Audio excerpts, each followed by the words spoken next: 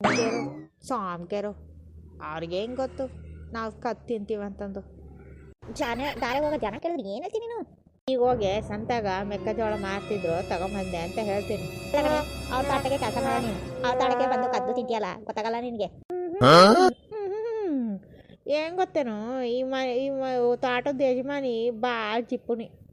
ಅಕ್ಕಿ ಕೆಲಸ ಅಷ್ಟೇ ಮಾಡಿಸ್ಕೊಳೋದು. ಒಂದು ಮೆಕ್ಕೆಜೋಳ ಕೈನಾಗ ಹಿಡ್ಕೊಂಡು ಹೋದ್ರೇ ಕಸ್ಕೊಂಡ್ಬಿಡ್ತಾಳೆ.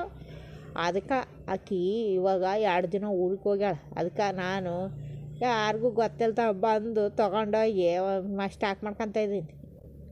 ಹಂಗೇನೆ? ಓಹೋ, ಅದಕ್ಕೆ ನೀವು ಹಿಂಗೆ ಮಾಡ್ತೀವಿ. ಅದೇ ಅವರು ಕೇಳಿದಾಗ ಬಾಯ್ಬಿಟ್ಟು ಕೇಳಿದಾಗ ಒಂದು 2 ತೊಗೊಂಡು ಹೋಗೋಕೆ ಅವಕಾಶ ಮಾಡಿಕೊಟ್ರೆ ನೀವು ಯಾಕೆ ಹಂಗೆ ಮಾಡ್ತೀರಿ? ಹೋಗ್ಲಿ ಬಿಡು, ಏನು ಮಾಡೋದು. ಮಾಡ್ದವ್ರು ಪಾಪ ಆಡ್ದವ್ರು ಬಾಯಾಗ ಅಂದಾಗ ನಿಂದೆಲ್ಲ ನನಗೆ ಯಾಕವ ಸುದ್ದಿ? ನೀನುಂಟು ಈಗ ಔಡ್ತಿ ಉಂಟು, ನಿಮ್ಮ ಪಾಡಿ ನೀವಿರ್ರಿ. ನಾವು ಯಾಕವ, ನಾವು ಯಾರಿಗೂ ಎಂಟ್ರಿ ಆಗಲ್ಲ.